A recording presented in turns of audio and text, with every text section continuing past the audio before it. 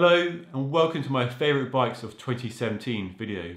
So before 2018 gets underway, it's worth taking a little moment to look back at the past year and recognise some of the best bikes that have been launched.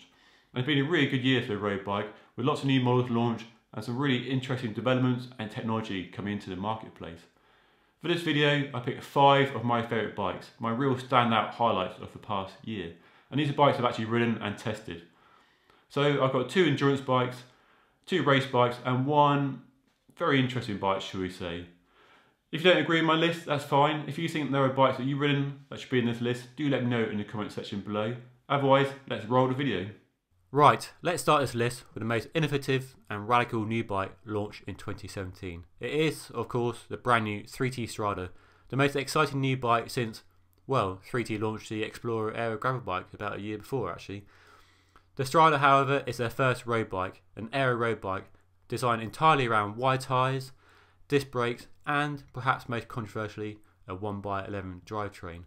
I spent about 4 weeks riding the bike and found it to offer truly stunning speed, impressive smoothness and a fine handling balance.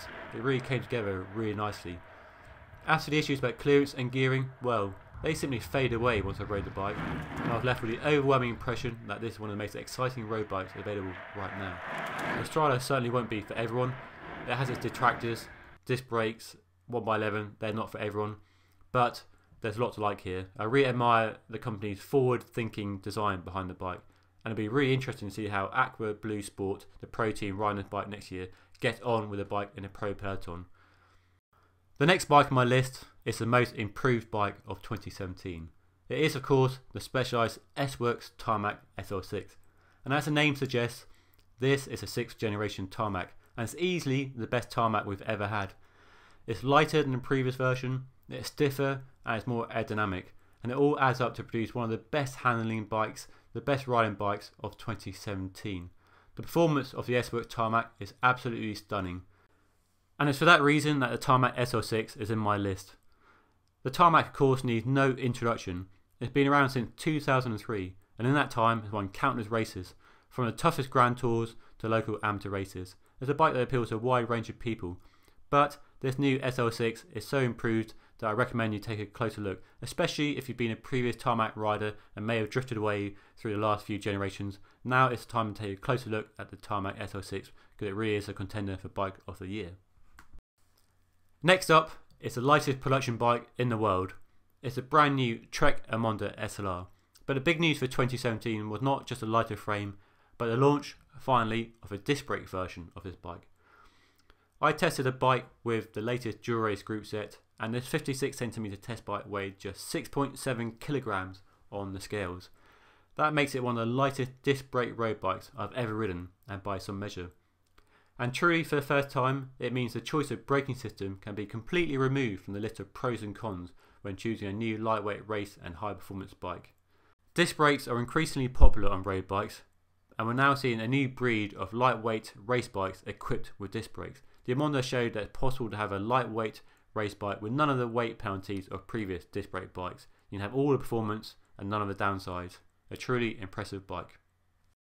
If riding long distances in supreme comfort is more your sort of thing, then the Specialized Roubaix is a bike you need to take a closer look at. It was totally redesigned in 2017, out with the old and in with the new. A brand new frame designed to provide one of the smoothest rides in the category. To achieve that, they developed the Future Shock, a small cartridge with a spring inside, located underneath the stem, designed to provide isolation for the rider from the bumps coming through the front wheel. That, combined with a new seat post, designed to provide more deflection, really combine well to create one of the smoothest rides of any endurance bike I've ever tested. And like many new endurance bikes coming to the market in 2017, the new Roubaix was designed entirely around disc brakes. It uses the now common 12mm through-axle standard with flat mount calipers. And the key benefit of disc brakes is providing clearance for wider tyres, and the new Roubaix will take up to a 32mm tyre. That helps provide more comfort as well as more traction in changeable conditions.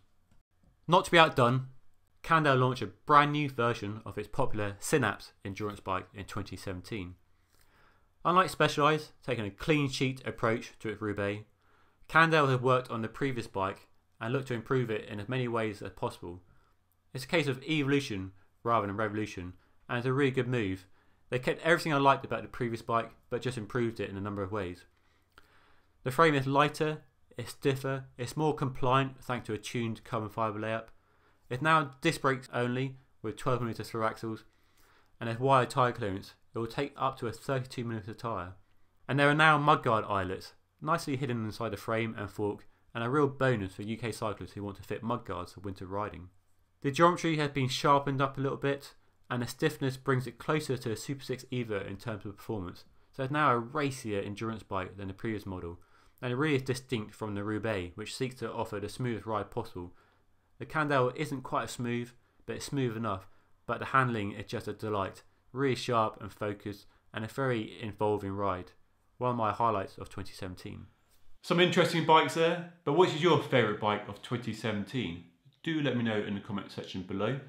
If you've enjoyed watching this video, hit that like button and also hit that subscribe button so you don't miss any of my future videos. As ever, I've been David, thanks for watching and I'll see you again next time.